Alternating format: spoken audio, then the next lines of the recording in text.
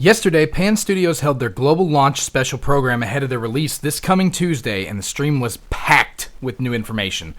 I figure not everyone has 80 minutes to spend watching the live stream and may want a more TLDR approach to the event, so I'm going to try and summarize what I consider to be the important aspects with the timestamps in the original broadcast so you can jump to that specific section to confirm or hear it directly from the DNA team. Let's get into it.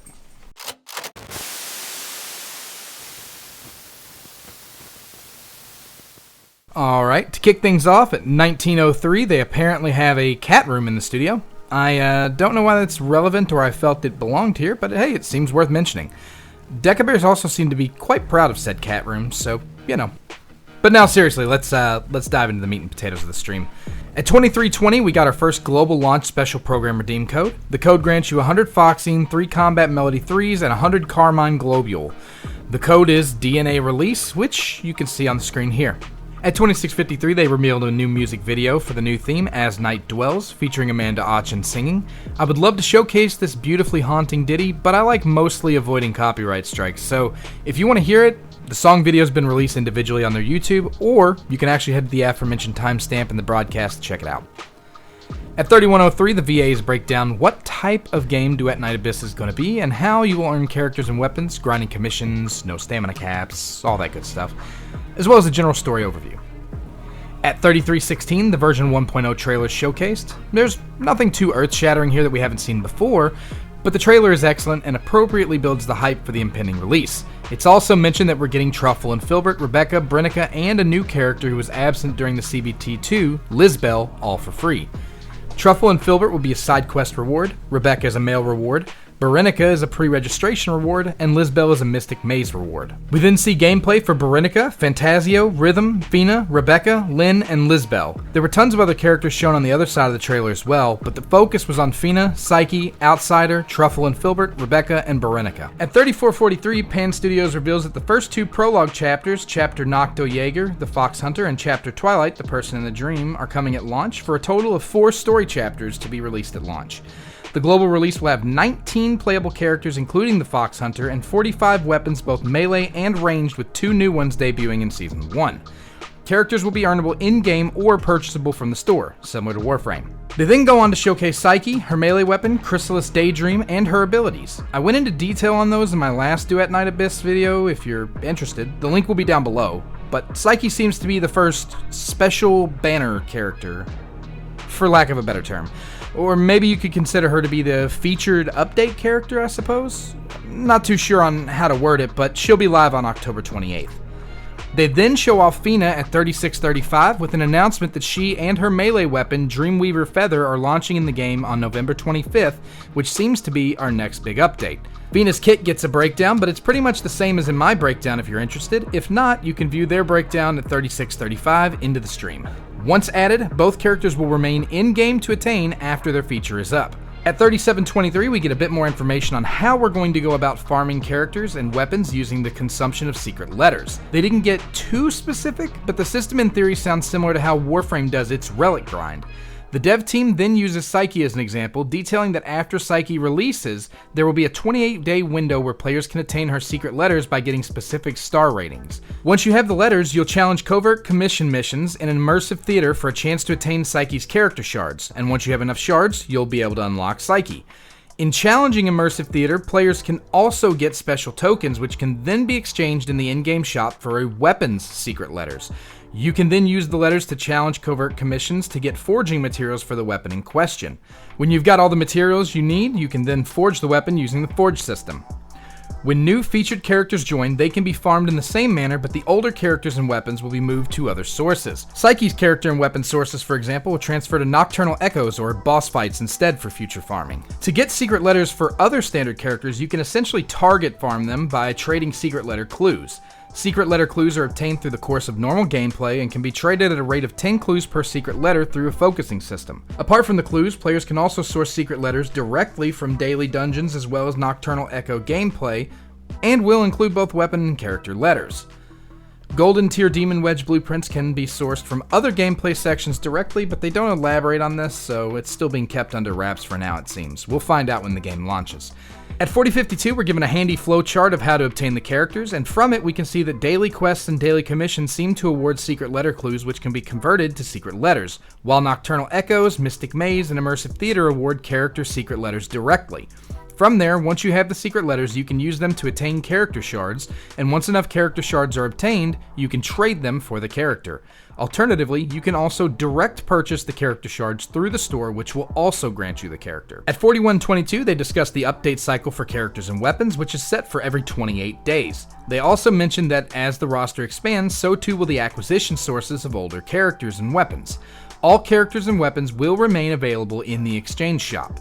Essentially, the farming of some characters will be infinite in the early stages, but others will be limited initially during the introduction, but freely available after their banner or feature period has passed. At 4215, it's revealed that both regular and covert commissions have added online matchmaking. In addition, if you enter alone, the auto combat assistant function will be enabled by default and will help solo players farm the dungeon. You can also summon characters using combat partner sigils with time limits depending on how many people are currently in your squad. At 4257, monetization is discussed. Outfits will be sorted into two categories, direct purchase and gacha. There will be a permanent cosmetic banner called Starlight Rondo, which will contain character skins for Truffle and Filbert and Rebecca. There will also be a limited banner for Psyche called Summer Dreams of Flutter, where players can draw for Psyche's character skin and weapon skin, as well as limited accessories and iridescent prisms. Those iridescent prisms can be exchanged in the in-game shop for exclusive postures. At the same time, discounted bundles are available from the shop as well. They also dive into coloring for customization as well, detailing that the whole outfit can be specifically done, as well as specific parts of the outfit. You can also set color for effects as well, which sounds a lot like the Warframe coloring system if we're being honest here. There will also be both free and paid accessories available to all players, and after completing the story, a co-op area will open where players can showcase their styles and postures with each other. At 4552, they showcase the Christmas Theater Appearance Bundle for the Fox Hunter, which will be available in the shop for, get this, 99 cents. I normally don't care all that much about cosmetics, but games typically don't sell them this cheap. The cheapest outfits of Fortnite run 800 V-Bucks, which still equates to $8 USD. Granted, this is likely just as a temporary intro price, but still, seeing a low number is actually a pretty good sign if we're all being honest. There's also a Christmas chest with the first two purchases being discounted. After purchasing the chest, players can choose a Christmas skin for any of the other available characters. We get to see Berenica, Rebecca, Psyche, Lady Niffle, Truffle and Filbert, and Fina in specific. After release, they'll be present in the shop permanently, allowing for purchase anytime. However, discounts are a limited time only. At 4733, we get a Psyche animated trailer showcasing her new cosmetic set that looks fantastic. They also showcase Psyche's character theme, My Little Garden, as well as Fantasio's Heart of Innocence and Fina's Song of the Nightingale. At 5013, we get another special code for 100 Foxine, 3 Weapon Manual 3s, and 100 Carmine Globules. The code is DNA Freeplay. At 5019, we're talking about the pre-registration rewards for all. Since we hit the 15 million global pre-registrations goal, all players will be given 25 pristine hourglasses, a Dragon of Fantasy, 50,000 coin, a copy of Berenica, the Trapped in Bed posture, well, I assume it's a posture anyways, 5 Commission Manual Volume 2s, and 6 iridescent dies. In addition, they mentioned that they've also added character fragments rewarded through gameplay that should allow players to earn Berenica, Rebecca, Outsider, Daphne, Margie, Truffle and Filbert, and Lizbel through standard gameplay as rewards. After unlocking the Sanctuary, players can directly claim 30 Rebecca fragments. By completing the prologue chapters, Noctojaeger and Twilight players will obtain 30 Margie, Outsider, and Daphne shards, meaning all 3 are rewarded for main story completion.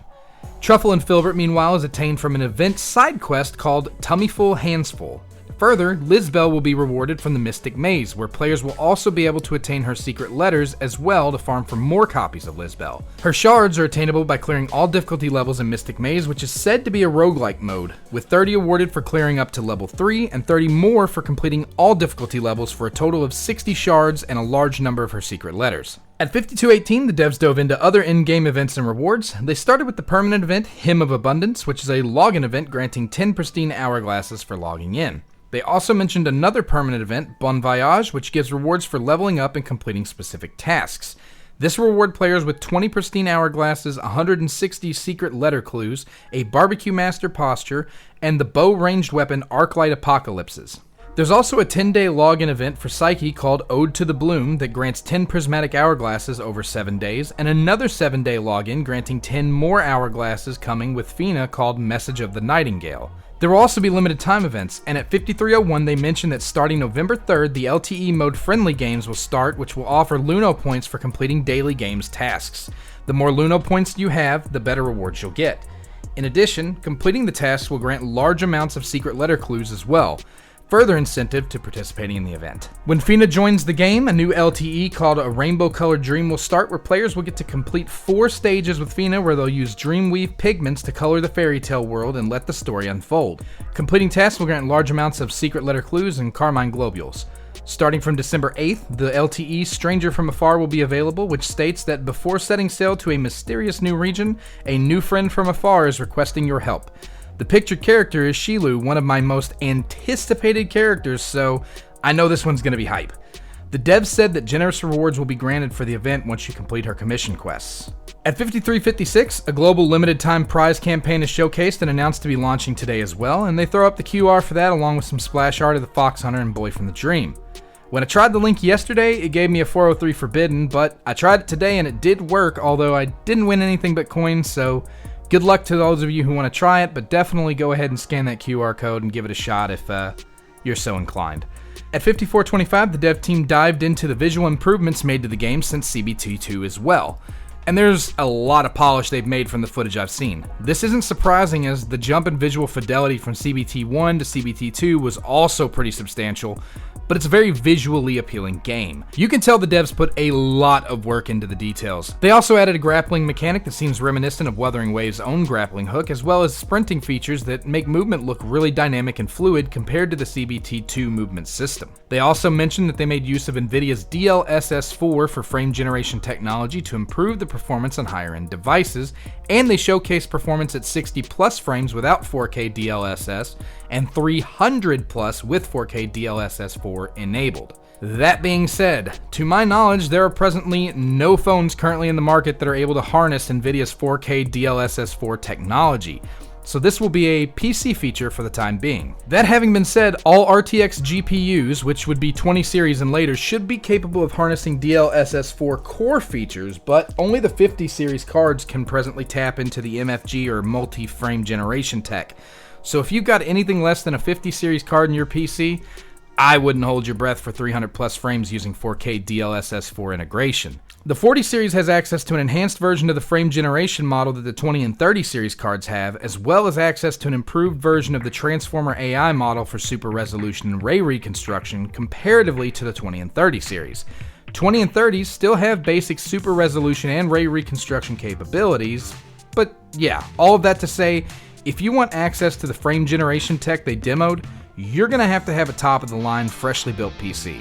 The showcased 4x frame interpolation is certainly impressive, but it's a pipe dream for a majority of the player base, so it's worth mentioning all of this. That having been said, it does mean that the game will be hyper-optimized for most devices since the capability to scale with DSS4 is present. You may not be able to hit the limits they showcased, but the game should be able to adjust and adapt to your available hardware scaling quite nicely depending on resource availability, which is basically more or less what they were trying to showcase. At 55:36, the global preload download time is announced for 10 o'clock a.m. UTC-8, which, to save you the conversion, is 6 o'clock a.m. Eastern, 5 a.m. Central, and 3 a.m. Pacific. In other words, the game is available for preload right now. They specifically mentioned Epic Games Store, but not Steam. Meaning, if you want to pre-download, you'll need to do it on Epic Games Store, their official website, iOS, or Android platforms. At 55:56, we get to see some new merchandise, including a new Psyche 1/7 scale figure statue. They also detail their new social media creator partnership incentive program, partnering with TikTok and Twitch. They then showcased another trailer at 56:30, this one featuring Fushu, Yuming, Kezo, a new character, and Shilu, ending with Fina. It turns out this trailer is a teaser for version 1.1, including a new realm called Washu. They clarified on X that the new area in Washu will be called Mist Wharf. At 1 hour even, as we wrap the show, we transition to some parting words from Decabear and the cast of Duet Night Abyss, as well as the final code, DNA 1028, which rewards 100 Foxine, 30,000 coin, and 100 Carmine Globule. And that wraps things up. So, to recap all of this info that we just covered, here's what we know. DNA launches on the 28th, with Preload being on the 26th at 6 a.m. Eastern, or at least that's what they said, but I got my Preload at 6 p.m. Eastern on iPhone. Either way, it's available now. Go Preload. At launch, the game will feature 19 playable characters with 45 melee and ranged weapons, which can be farmed for free. Ballroom and Christmas outfits are launching, starting from 99 cents for the direct purchase options and using banner pools for the other method of attainment on other outfits. In a preview version of 1.1, we were treated to a preview of Mist Wharf, Washue's newest area, and we even got to see details on a ton of upcoming limited time and permanent events incoming, as well as 3 live stream codes for free goodies: DNA Release, DNA Free Play, and DNA 1028. Further, the game is expected to launch on Epic Games Store, Apple, and Android platforms, but also has a store page for Steam. Ex-user PseudoLeal contacted DNA support, and they seemingly verified that the game will also be launching on Steam day and date, so there's also that to look forward to. But Preload doesn't appear to be available as of the recording of this video, which means if you want it on Steam, you're going to have to wait until release date. So that about wraps up coverage. What did I think? Look, I don't want to throw shade, but hey, NetEase, this is how it's done. This is a classic example of exactly how to deliver a roadmap, character previews, teasers, and build goodwill with your audience for launch and beyond. I didn't see anything here I didn't like. The further breaking down of the systems of acquisition and monetization here were fantastic, and honestly, I couldn't be happier. Was there some cut content from CBT2? Yeah. My video detailed the kits of 22 characters, but our starting roster is 19. Further, 2 of those 19 are new, and 4 of those 19 seem to be coming in version 1.1 plus. But I'm completely fine with that personally. Some characters will take some additional time to cook, and honestly, being a couple versions ahead from the start is a great way to work on future content. I honestly believe in the devs' vision and promise here, and I think the game could be massive. It innovates using excellent elements of Warframe and its mechanics, as well as other games like Genshin and Wuthering Waves to create its core experience. Compared to what I've seen from the CBT2 gameplay, the movement tech, animations, and graphics are all greatly improved here as well, and the optimizations offered through DLSS4 ensure the game's optimization will fit your device regardless of how powerful it is. Will the game still be on the struggle bus on your Samsung Galaxy Tab S6 Lite? Yeah, it will, but a majority of the devices this game can touch will be optimized simply because of the attention the devs paid to ensuring performance is linked to device resource availability overall. I was also surprised to see the 1.1 previews appear here, as usually a lot of later updates are subject to change, but it's really awesome to know the devs are that confident in their offering that they're willing to drop that right off the rip. Like I said, I'm not really trying to throw shade here, but a lot of you who watch my channel know that up until now I've primarily covered Destiny Rising, and the offerings here from this dev stream were night and day compared to the last dev stream we got from NetEase. Likewise, the communication from the CMs in Discord has been a completely different experience for me as a content creator too. And it's not just NetEase, a lot of companies can stand to watch what Pan Studios is doing with DNA and its live streams and really step their game up. Look, I know I'm glazing the game right now, and I may inevitably be disappointed when launch happens. It could be that grinding out character materials is an insanely difficult chore, or perhaps it's just ridiculously super easy. Maybe we get all characters to Talent 6 super quick and have nothing to grind for. But honestly, I doubt it. I really think the devs have been listening and will be continuing to listen to all their players' feedback in shaping the game. If you want to win good community sentiment, I can't personally imagine a better way to approach it than the approach that Pan Studios has taken here. For those that jones for the itch and rush of gacha still, you've still got options here. Sure, they're cosmetic in nature, but that doesn't mean they're worth any less. Further, the cosmetics seem to be next level, with some even having custom animations built in, making them well worth the chase. I also think this game will be a fantastic fit for the casual players and for the hardcore alike. Will you be able to jump in and knock something out in less than 3 minutes super quick for rewards like in Destiny Rising? Probably not likely, no. These activities seem to be a little more involved and longer despite this being a mobile title. But that's okay. The experience for this will be a bit more akin to something in the vein of, say, Wuthering Waves or Warframe in terms of mission length and play session lengths. But that doesn't mean it's not casual. Not being forced to play every day or log in 20 plus hours a week makes the game pretty approachable to me. Not to even mention the monetary system being one of the most generous in gacha alongside Blue Protocol and Anata. Will I be playing this game a lot? Absolutely. I plan to have videos on a lot of aspects of this game, including build guides, farming guides, reviews of the story, and more. Honestly, the sky's the limit with this game, and it's got so much potential and a fantastic customer-first oriented developer behind it, so I just can't wait to see what's coming next, if I'm being honest. But what are your thoughts on the live stream? Is the hype real? Comment down below and let me know your thoughts. Launch is almost here. I'll see you all in the next video.